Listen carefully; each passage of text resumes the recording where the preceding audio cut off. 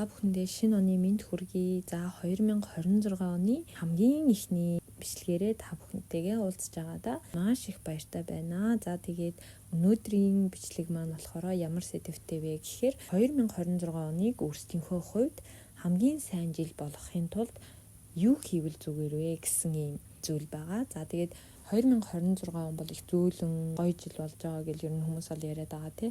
За тэгээ бид нар өөрсдийнхөө бодож байгаа, санаж байгаа зүйлээ хурдан амархан биелүүлэх, за тэгээ дээрэс нь амьдралаа илүү сайн сайхан байлгах, сэтгэл зүгээ бас гоё байлгах гэдэг зүйлүүд дээр анхаарахын тулд нэгдүгээрт хэлж байгаа арга нь болохоор бичвэл биелдэг гэсэн зүйл байгаа байхгүй юу? Какеба канау гэсэн зүйл байгаа. Өөрийнхөө хиймээр зүйлийг бичих гэдэг нь бодхоос илүү өөртөө зориулж үйлдэл хийж байгаа гэдгээрээ илүү хүчтэй байдаг юм байна л да.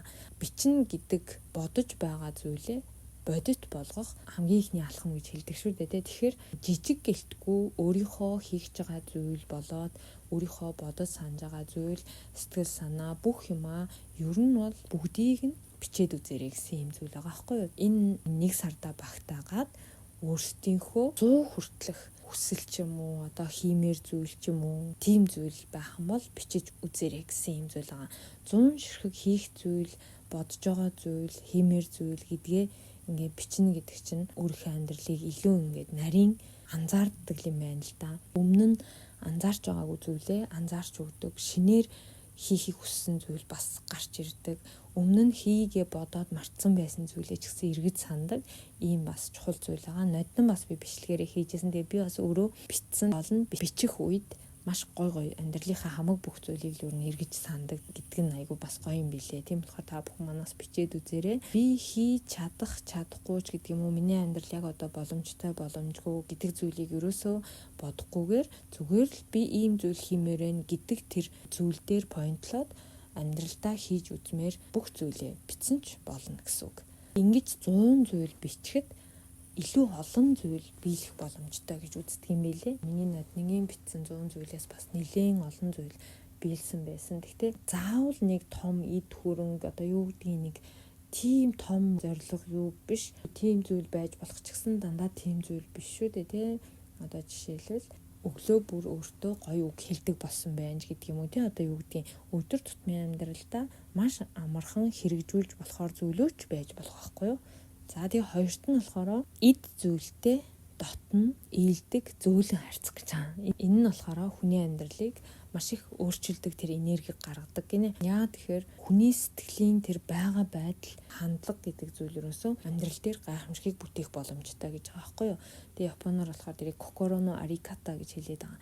Тэгээ kokoro no arikata гэхээр бидний сэтгэл зүйн хандлага, сэтгэлээс гарах зүйл, сэтгэл зүйн байгаа байдал гэх юм уу тийм үг байгаа. Ямар эд зүйл вэ гэхээр хогны сав, за тэгээд 0 гэдэг ингээд хүмүүсийн хамгийн их заваан гэж боддог зүйлийг хүмүүс ерөөсөө заваан л гэж бодоод орхидог. Тэгтэл тэр зүйлүүд яг үнэндээ бидний амьдралд хамгийн хэрэгтэй зүйлүүд байдаг юм л дээ. Ямар нэг зүйл хийхээсээ өмнө өөрөөсөө яг ямар сэтгэл зүйтэй хийх вэ гэдгээ шийдэж өгөх нь маш чухал. Дургу, ууртай, гомдолтой тийм сэтгэл зүгээр ямар нэг зүйл хийх, за тэгээд ямар нэг эд зүйлд хандах гэдэг зүйлүүд бүгд яг таны сэтгэлээс гарах тэр энергийг тэр чигээр нь тусгаж авч үлдчихийдэг. Ийм зүйл байгаа байхгүй юу?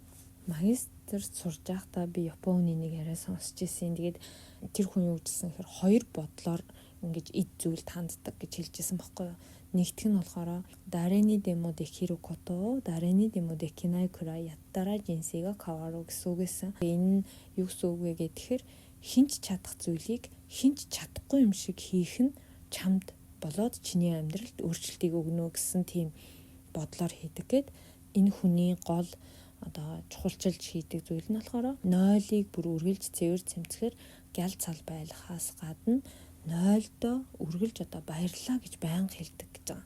Тэгэхээр 0 угааж арчиж цэвэрлэх уг нь бол яг хинч чадах зүйл тий. Гэхдээ байнга өнгөл зүлгээд баярлаа гэж хэлээд байна гэхээр бас хинч тэр болгон чадаад авахгүй зүйл байгааз.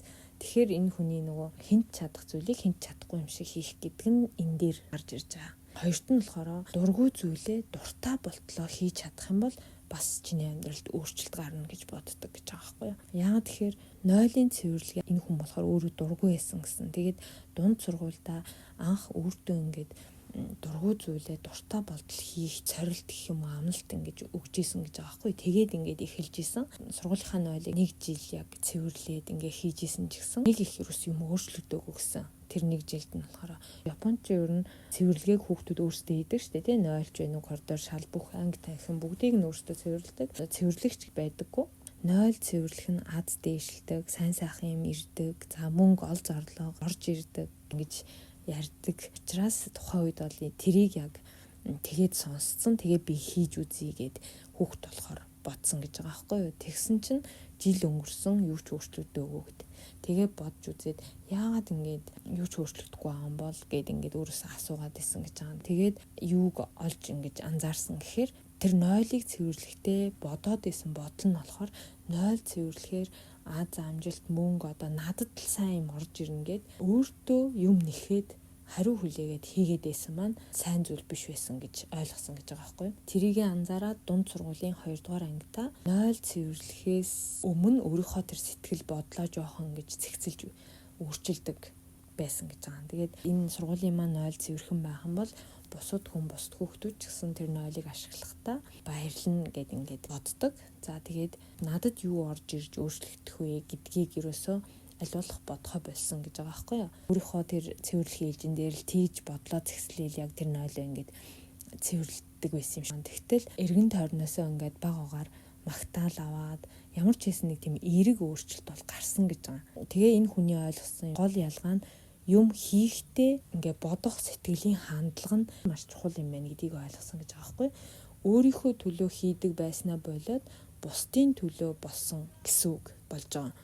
Аливаа зүйлийг хийхэд хийх арга гэдэг зүйл мэдээж одоо чухал ч гэсэн яг тэрийг ямар сэтгэлээр хандаж хийх вэ гэдэг тэр сэтгэл зүйн хандлага тэрнээс ч илүү чухал гэдгийг ойлгосон гэд ингээд хэлжсэн. Тэгээд юу гэж энэ дээр хэлэх гээд байна гэхээр хэрэгжилж байгаа эд зүйлдээч тэр хийж байгаа одоо ажил хийж байгаа зүйлдээч тэр ерөөсөө та бид нар ямар сэтгэлээр хандаж хийх үү гэдгээс бидний амьдралд бас маш их өөрчлөлт гардаг гэсэн үг юм аа. Гол нь хүмүүс ихэнхдээ нөгөө үл тоодог, анзаардаггүй тийм эд зүйлүүд байдаг. Машин тэрэг үнэтэй цайтай юм бол хүмүүс ямар ч хэсэг ингээд чухалчлаад те бас эдэлж хэрэглээд гой сайхныг ингээд мэдрээд яваад байдаг. Тэгтэл бидний амьдралд яг ингээд нэг огт бүр нэг хэрэггүй юм шиг мөртлөө хамгийн их ингээд яг цагаа тулахад хэрэг болдог зүйлүүд байдаг те одоо 0 хогийн сав за тэгэл өөр одоо юу байдаг вүлээ тэр бүх зүйлүүдийг ер нь бол бохир гэж бодлгүйгээр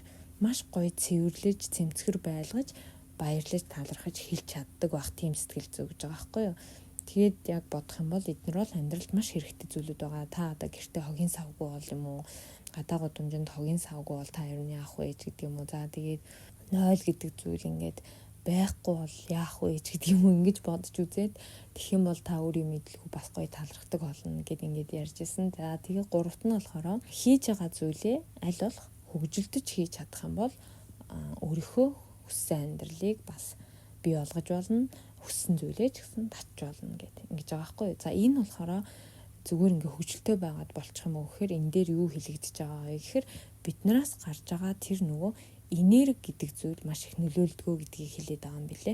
Өөрсдийнхөө одоо байгаа энергийг ерөнхийдөө ийм байгаа юм байна гэж мэдэж аваад за тэгээ би энэ дээр өөрчлөх хэрэгтэй байна. Өөрөөсөө ийм энерги гаргах хэрэгтэй байна гэдгээ бодоод ингээд багаагаар өөрчлөлт явах боломжтой гэж бодож байна. Тэгээ бидний бие хаач тэр сэтгэл хөдлөлч тэр бодол ухамсар ер нь бүгд энерги гэдэг ингээд бид нар сонсоод байгаа шүү дээ. Тэгэхээр энерги гэдэг зүйл харагдахгүй ч гэсэн байнга хөдөлгөөнд ингээд байж идэг. Ингээд дээшээ доошоо янз бүр болоод хөдөлгөөнд байж идэг. Тийм учраас л бид нар одоо ямар нэгэн үйлдэл хийх те өөрөөсөө ямар нэгэн сэтгэл хөдлөл гаргах тэр бүхэнд л одоо тэр чинь ингээд хөдөлж идэг байгаа байхгүй юу. Тэгэхээр үйлдэл хийхээс өмнө ерөөсөө өөрийнхөө энергийг анхаарч байгаараа гэсэн юм санаа байгаа юм. Хүн тухайн байгаа газартаа ч юм уу те ер нь ярихгүй ч байсан гэсэн өөрийнхөө энергийг гаргасаар байдаг штэ. За бидний тэр ярихгүй байсан ч гэсэн гаргаж байгаа тэр энерги орчлын ертөнц рүү ерөөсөө дандаа илгээгдэж байдаг гэсэн үг. Би ийм хүн шүү гэл байнга л ерөөсөө өөрийнхөө энергиэр өөрийнхөө амьдралыг ийм баймаар байна гэж илгээж байгаа гэсэн үг байгаа байхгүй юу. Мөн эргэн тойрондоо бид таагүй мэдрэмж байна уу гэдэг те бүгд хүн хоорондын энергийн хөдөлгөөн ер нь бол мэдрэгдчихэд шүү дээ, та бүхэн бас мэдж байгаа хах те. Ингээд юу ч яриаггүй ээжээж нэг сонирн мэдрэмж төрдөг ч юм уу те. Энергиэр ингээд мэдрэгдэг зүйлүүд байдаг. За тэгээд ерөөсөө зай хүртэл хамаагүй гэж байгаа. Ойрхон байхаар заавал мэдрэгддэг зүйл биш. Хол байсан ч гэсэн хүний энерги ерөөсөө мэдрэгддэг гэсэн үг. Өөрөөсөө аншин, санаа амар. За тэгээ учицуки тайван сэтгэл зүг гаргах хэрэгтэй. За тэгээд Yorikobi баяр хөөр те Atatакаса дулаан. За тийм энергийг ингээ гаргаад аль болох яарч сандралгүй байх юм бол тэрнийхээ дагуу яг амьдрал ингээд өөрчлөгдөх боломжтой юм шүү гэсэн ийм санаа байгаа байхгүй. Тэгэхээр аль болох хөгжөлдөж гоё энерги гаргаж амьдралаа яг тэрнийхээ дагуу бүтээгээрэй гэж хэлээд байгаа юм билээ. Өөрөөсөө гаргаж байгаа энерги доктортой тайван байлгахад ер нь юу чухал вэ гэхээр нэг тийм энерги жоохон хэлбэлзээд байна да. Би нэг сонин докторгүй байна да ч юм ингээд нэг бид нэр өөртөө сэтгэл зүг мэдэрдэг шүү дээ. Яг тийм үедээ гүнзгий амьсгал авах. За дээрэс нь бие ер нь цэгцлэх гэсэн үг. Одоо ингээд жоохон нуруугаа бүхэлгэж суугаад идэг бол тэгшлээ цэгцтэй байлгаад алхаа гიშгээгээ жоохон цэгцлээд ингэх юм бол бас жоохон өөр болдог. За тэгээд сэтгэл санаа болоод сэтгэл хөдлөл гэдэг бол бүр хамгийн том зүйл байгаа. Баян одоо цэгцтэй байх хэрэгтэй. Тэгээд дээрэс нь орчин бас их нөлөөлдөг.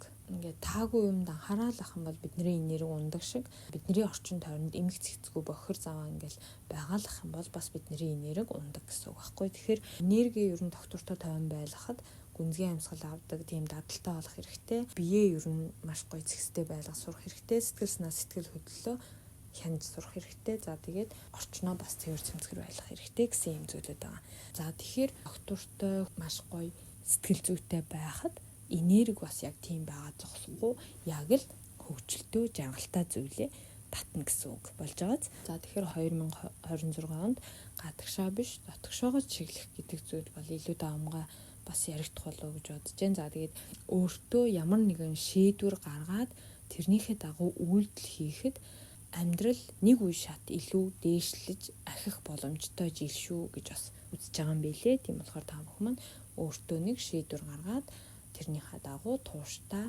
сахилга баттай байгаарэ гэж хэлмээр байна. За тэгээд өнөөдрийнхөө бичлэгийг энд хүрээд дуусгая. Энэ хүртэл сонссон та бүхэндээ маш их баярлалаа. Дараагийнхаа бичлэгээр дахин уулзцаая. Баярлалаа.